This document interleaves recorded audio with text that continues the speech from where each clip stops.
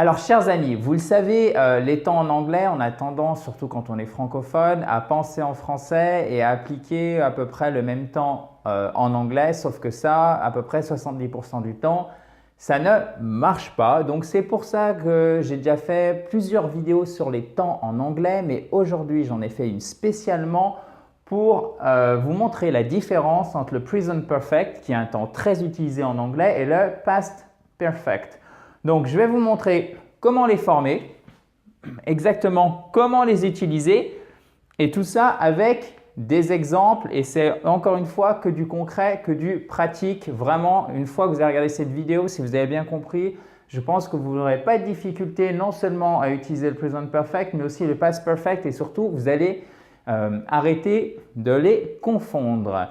Good morning everyone, my name is Adrian from ispeakspoken.com. Bonjour à tous, je suis Adrien de ispeakspoken.com. Rentrons tout de suite dans le vif du sujet. Alors, comment former ces deux temps en anglais? La première chose que je souhaiterais préciser, puisqu'évidemment c'est extrêmement important, mais ça vous le savez sans doute déjà, ce sont deux temps pour le passé, hein, d'accord? Donc, c'est des temps qui sont vraiment courants, surtout le present perfect, c'est vraiment un temps courant. Le past perfect, on le voit un peu moins, mais vous allez voir, il est indispensable pour bien s'exprimer. Comment on les forme? C'est assez simple et d'ailleurs, ça, c'est un des avantages de l'anglais par rapport aux conjugaisons du français qui sont vraiment complexes. L'anglais, c'est beaucoup plus simple. Pour le present perfect, vous allez utiliser l'auxiliaire have ou has plus le participe passé du verbe. Alors, as, vous le savez, c'est la troisième personne, d'accord? Troisième personne du singulier. He has, il a. Je vais vous le noter ici. She has, he has, it has. OK? Le participe passé, comment vous le formez? C'est le verbe plus vous rajoutez ed, par exemple, to look, d'accord? Ça devient, donc regardez, ça devient looked. Vous rajoutez juste ed en fait. Ce que vous faites, vous prenez la base verbale. La base verbale, qu'est-ce que c'est? C'est l'infinitif sans le to. Et là, vous rajoutez ed et ça vous forme votre participe passé. Évidemment, il y a des participes passés irréguliers. On va en voir un. Je vais vous donner un exemple. Oui, même deux exemples avec des participes passés irréguliers. Donc là, vous n'avez pas le choix, vous êtes obligé de les apprendre. Le past perfect, en fait, c'est exactement la même formation, mais c'est pas exactement, c'est presque la même formation et c'est même plus simple. La seule chose qui change, en fait, c'est toujours l'auxiliaire avoir plus le participe passé, sauf que cet auxiliaire avoir, au lieu d'être au présent, comme ici pour le present perfect, il est au passé, ce qui fait que vous avez une seule forme, had. OK? Et là, évidemment, vous rajoutez toujours le participe passé du verbe qui se forme toujours de la même façon. Avant de continuer, chers amis, sachez que vous êtes libre de télécharger le kit pour vous mettre ou pour vous remettre à l'anglais en cliquant sur le i juste en haut à droite. Vous abonner exactement à cette fabuleuse chaîne YouTube en cliquant sur le bouton rouge juste ici. Vous pouvez aussi nous rejoindre sur Facebook pour avoir tous les nouveaux articles du blog. Parce qu'il n'y a pas que des vidéos sur YouTube, il y a aussi le blog et vous pouvez cliquer sur le bouton, le i juste en haut à droite. Alors, vous voyez en fait cet auxiliaire là, soit have, soit has pour le present perfect, soit had pour le past perfect. On va voir comment bien distinguer, hein. Mais c'est vraiment important de voir la formation et après de voir leur emploi et non l'inverse. Je trouve que c'est plus facile pour vous. Donc, ces auxiliaires peuvent être écrits sous la forme contractée. Donc, have, ça devient apostrophe VE, d'accord? Ou si c'est la troisième personne du singulier, c'est simplement apostrophe S. Voilà. Et pour had, donc l'auxiliaire avoir au prétérit, oui, au passé. Hop là, pas au prétérit, retenez au passé, c'est apostrophe D. Donc en fait, ce que vous faites, évidemment, vous enlevez les deux premières lettres, vous rajoutez apostrophe D. Quand est-ce que vous allez utiliser les formes contractées? Plutôt et même très souvent à l'oral. À l'écrit, vous pouvez le faire aussi, mais si c'est un contexte formel, par exemple professionnel, etc., privilégiez toujours les formes non contractées, s'il vous plaît. Donc regardez, par exemple, ça donnera au present perfect « I've lost my wallet ». Donc vous voyez, je vous avais dit que je vous donnerais des exemples avec des verbes irréguliers. Vous voyez ici, c'est « to lose ». OK. Au prétérit, ça donne « lost ». « I'm lost ». Je suis perdu, par exemple. C'est la même chose pour l'adjectif. Et le participe passé, c'est aussi « lost », ce qui donnera « I've lost my wallet ». Ou « I'd never been to Scotland ». Je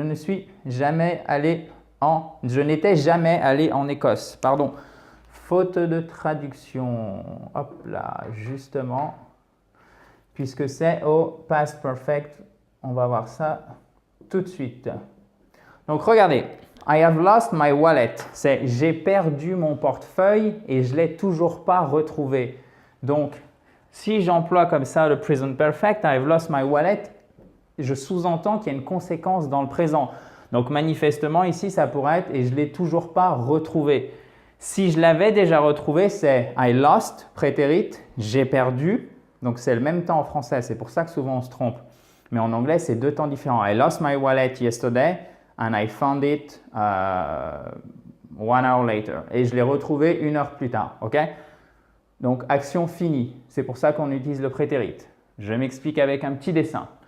Le present perfect, vous voyez ici, si on a le présent ici, c'est une action qui commence dans le passé et qui continue dans le présent ou qui a des répercussions dans le présent. Regardez, j'ai perdu mon portefeuille et je ne l'ai toujours pas retrouvé. Vous devez utiliser le present perfect. Si vous l'aviez déjà retrouvé, vous diriez, par exemple, I lost my wallet yesterday and I found it. Et je l'ai retrouvé, donc c'est fini. Donc tout est dans le passé. Du coup, vous utilisez le prétérit.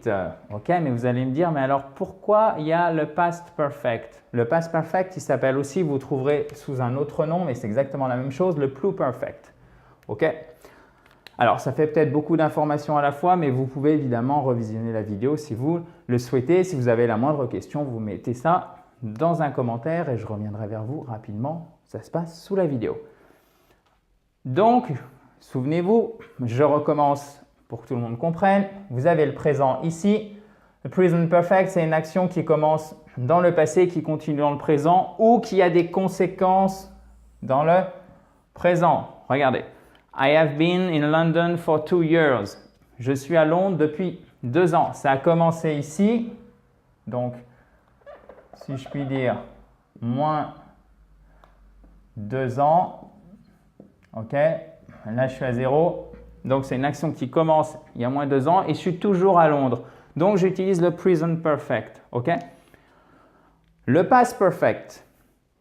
On va enfin voir la différence. C'est une action qui commence dans le passé, donc ici, et qui se termine dans le passé, mais qui a une certaine durée dans le passé. Ce n'est pas juste un instant T. Ce n'est pas juste, par exemple, I saw him. OK, I saw him. Je l'ai vu, tout simplement. I saw him yesterday. Ça, c'est un point dans le passé. Je l'ai vu hier. Regardez pourquoi. I arrived yesterday, donc je suis arrivé hier. Donc, je vais peut-être vous faire un autre dessin ici. Voilà, comme ça. Hop là. Regardez. Donc là, j'ai mon présent. Ici, 0. I arrived yesterday. Donc ici, c'est yesterday, qui est hier. Donc, I arrived yesterday, prétérit, point dans le passé. I had never been to London.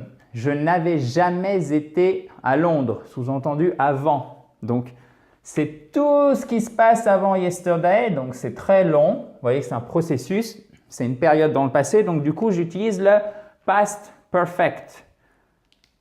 Vous voyez la différence en fait? Le past perfect, il touche jamais le présent. C'est toute la différence. Donc, regardez bien. I have lost my wallet. Mettons que ça se passe yesterday. Yesterday, I lost my wallet. Donc hier, j'ai perdu mon portefeuille. Donc on parle juste d'hier, un point dans le passé. Si maintenant je vous dis I've lost my wallet, c'est à partir du moment dans le passé où j'ai perdu mon portefeuille, ça a toujours des conséquences dans le présent. Du coup, on retombe sur mon present perfect. Mais si je vous dis I've never been to Scotland, sous-entendu, maintenant j'y suis ou j'y suis allé. Donc maintenant, mettons que je sois arrivé en Écosse, donc Scotland.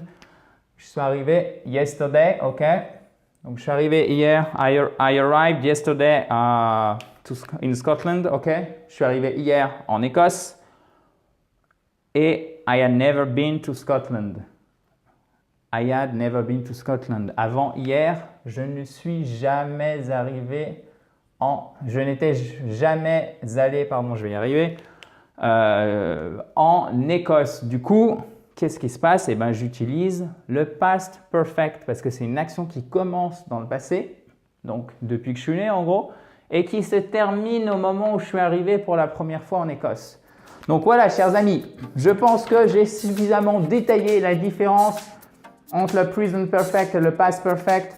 Une dernière chose, vous voyez, ça c'est vraiment indispensable parce que si vous arrivez et si vous comprenez bien ce qu'on a vu ici, vous n'aurez aucun souci pour le reste des temps en anglais, même si aujourd'hui vous les maîtrisez mal. Pourquoi? Parce que quand vous allez les apprendre, vous allez comprendre, vous allez retrouver exactement les mêmes mécanismes et ça va vous aider pour les assimiler beaucoup plus rapidement. So guys, thank you very much. Vous le savez, le moindre commentaire, vous pouvez me le mettre sous la vidéo et je reviendrai vers vous rapidement. Vous êtes aussi libre de télécharger le kit concret pour vous mettre ou vous remettre à l'anglais en cliquant sur le i en haut à droite. Toujours nous retrouver sur Facebook avec les nouveaux articles du blog que je mets sur la page. C'est toujours sur le i en haut à droite. Et bien évidemment, vous abonner à cette… J'ai pas entendu. Ah oui, à cette fabuleuse chaîne YouTube en cliquant sur le bouton rouge en bas à droite. Thank you very much again. Talk to you soon. Bye bye.